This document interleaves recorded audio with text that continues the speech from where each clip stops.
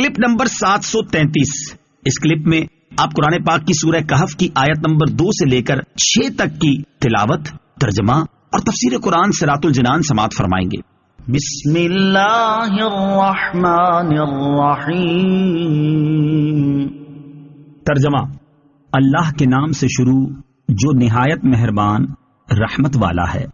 قیما لینذر بأسا شدیدا من لدنہ ویبشر المؤمنین الذین یعملون الصالحات ان لهم اجرا حسنا ماکثین فیہ ابدا وَيُنذِرَ الَّذِينَ قَالُوا اتَّخَذَ اللَّهُ وَلَدًا. ترجمہ: لوگوں کی مصلحتوں کو قائم رکھنے والی نہایت معتدل کتاب، تاکہ اللہ کی طرف سے سخت عذاب سے ڈرائے اور اچھے اعمال کرنے والے مومنوں کو خوشخبری دے کہ ان کے لیے اچھا ثواب ہے جس میں ہمیشہ رہیں گے، اور ان لوگوں کو ڈرائے جو کہتے ہیں کہ اللہ نے اپنا کوئی بچہ بنایا ہے. قیمن، لوگوں کی مصلحتوں کو قائم رکھنے والی نہایت معتدل کتاب. تفسیر صراط الجنان میں ہے. اس آیت اور اس کے بعد والی 2 آیات کا خلاصہ یہ ہے کہ قرآن مجید بندوں کی دینی اور دنیاوی مصلحتوں کو قائم رکھنے والی انتہائی معتدل کتاب ہے، اور اسے اس لیے نازل کیا گیا ہے تاکہ میرے حبیب صلی اللہ تعالی علیہ وآلہ وسلم اس کتاب کے ذریعے اللہ تعالیٰ کی طرف سے کافروں کو سخت عذاب سے ڈرائیں اور اللہ تعالیٰ کی رضا کے لیے اچھے اعمال کرنے والے مومنوں کو خوشخبری دیں کہ ان کے لیے اچھا ثواب یعنی جنت اور اس کی نعمتیں ہیں جس میں وہ ہمیشہ رہیں گے. اور قرآن کریم کو اس لیے نازل کیا گیا ہے تاکہ وہ اس کے ذریعے یہودیوں اور عیسائیوں وغیرہ ان لوگوں کو ڈرائیں جو کہتے ہیں کہ اللہ تعالیٰ نے اپنی کوئی اولاد بنائی ہے. ما لهم به من علم ولا لآبائهم كبرت كلمة تخرج من أفواههم إن يقولون إلا كذبا. ترجمہ: اس بارے میں نہ تو وہ کچھ علم رکھتے ہیں اور نہ ان کے باپ دادا. کتنا بڑا بول ہے جو ان کے منہ سے نکلتا ہے، وہ بالکل جھوٹ کہہ رہے ہیں. ما لهم به من علم ولا لآبائهم، اس بارے میں نہ تو وہ کچھ علم رکھتے ہیں اور نہ ان کے باپ دادا. تفسیر صراط الجنان میں ہے.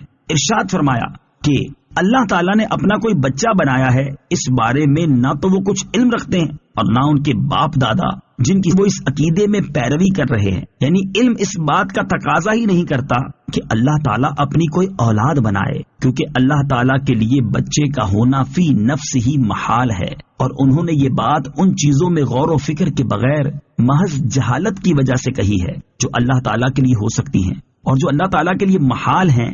اللہ تعالیٰ کے لیے بچہ ہونا کتنا بڑا بول ہے جو ان کے منہ سے نکلتا ہے. وہ لوگ اللہ تعالیٰ کی شان میں بالکل جھوٹ کہہ رہے ہیں اور اس بات کے سچ ہونے کا امکان تک بھی نہیں ہے. فَلَعَلَّكَ بَاخِعٌ نَفْسَكَ عَلَىٰ آثَارِهِمْ إِن لَّمْ يُؤْمِنُوا بِهَٰذَا الْحَدِيثِ أَسَفًا. ترجمہ: اگر وہ اس بات پر ایمان نہ لائیں تو ہو سکتا ہے کہ تم ان کے پیچھے غم کے مارے اپنی جان کو ختم کر دو. علی آثارہم، ان کے پیچھے. تفسیر صراط الجنان میں ہے.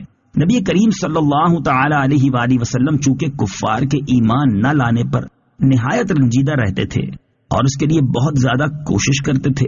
اس پر اس آیت میں نبی کریم صلی اللہ تعالی علیہ وآلہ وسلم کے قلب مبارک کی تسلی فرمائی گئی ہے کہ آپ ان بے ایمانوں کے ایمان سے محروم رہنے پر اس قدر رنج و غم نہ کیجیے اور اپنی جان پاک کو اس غم سے ہلاکت میں نہ ڈالیے کہ وہ قرآن پاک پر ایمان نہیں لاتے. تاجدار رسالت صلی اللہ تعالی علیہ وسلم کا جذبہ تبلیغ.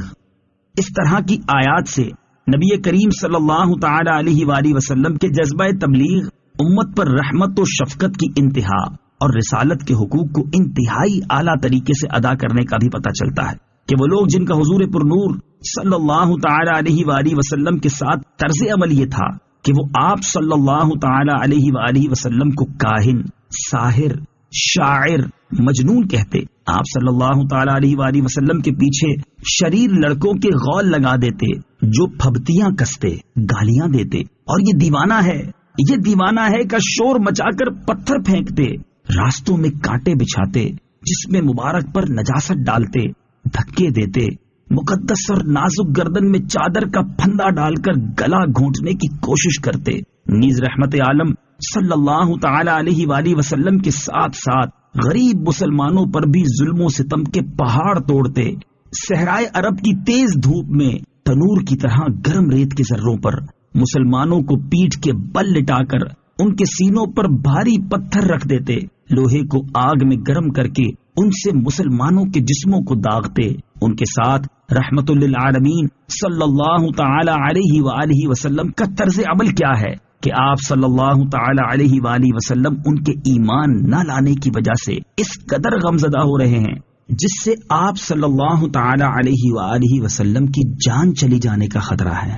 سید المرسلین صلی اللہ تعالی علیہ وآلہ وسلم کی سیرت مبارکہ کے اس روشن باب کو سامنے رکھتے ہوئے ہر مسلمان کو چاہیے کہ وہ اپنی حالت پر غور کرے کہ کیا فی زمانہ مسلمانوں کی بے راہ روی، اسلامی احکام پر عمل سے دوری، یہودیوں، عیسائیوں اور دیگر کافروں کے طور طریقے اور رسم و رواج کی پیروی اور مسلمانوں میں پھیلی فحاشی و عریانی دیکھ کر اس نے ان کی اصلاح کی کتنی کوشش کی، اور ان کے یہ حالات دیکھ کر اسے کتنا دکھ، افسوس اور رنج و غم ہوا۔